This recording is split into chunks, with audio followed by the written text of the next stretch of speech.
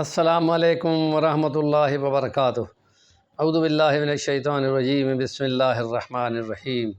یوم یقوم الاشہاد یوم لا تنفع الظالمین معذرتہم ولہم اللعنۃ ولہم سوء الدار۔ وقال اللہ تعالی فی کلامہ المجید وَإِذَا قُلْتُمْ فَاعْدِلُوا وَلَوْ كَانَ ذَا قُرْبَىٰ۔ صدق اللہ العظیم۔ رب اشرح لی صدری۔ مکارم اخلاق میں ہم نے صبر کو بیان کیا، پھر شکر کو بیان کیا، اب عدل کو بیان کر رہے ہیں۔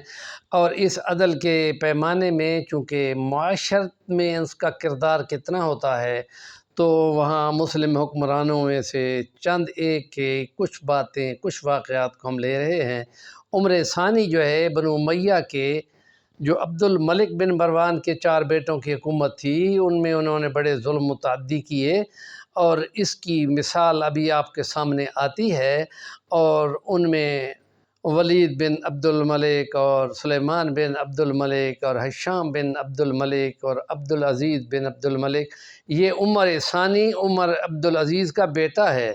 تو اس لیے اس کو جب حکمران بنایا گیا تو اس نے بڑے عدل کے فیصلے کیے، اور خدا خوفی کے حساب میں اس نے بڑی جرأت مندانہ 2.5 سال کی حکومت تھی۔ نتیجتاً اسی کرپٹ خاندان نے ان کو زہر دے کے شہید کر دیا۔ اور تو ان کو پادریوں نے شکایت کی کہ ولید بن عبد الملک نے جو جامع مسجد بنائی تھی دمشق کے اندر، ان کا چرچ اس کے ساتھ ہی آ گیا تھا، تو اس نے پہلے منتیں کی کہ ہمیں دے دو، پھر کہیں اور بنوا لو۔ تو جب عیسائیوں پادریوں نے اس سے انکار کیا تو اس نے گرا کے مسجد میں شامل کر لیا۔ اب جب ان کو لگا کہ حکمران عادل آ گیا ہے تو انہوں نے شکایت کی، تو انہوں نے سنا، اور سننے کے بعد عمر بن عبدالعزیز نے فیصلہ دیا کہ چونکہ یہ مسجد کا بہت سارا حصہ چرچ کا ہے، تو اس لیے مسجد کا یہ حصہ گرا کر چرچ کو دے دیا جائے۔ اور مسلمانوں میں اس سے بڑی پریشانی واقع ہو گئی، اور کیونکہ ان کا یہ فیصلہ تھا کہ انصاف کا قیام تو ہمارا زندگی کا، ہمارے خلافت کا مشن ہے، خالی حکمرانی کرنا تو کوئی کام بھی نہیں ہے۔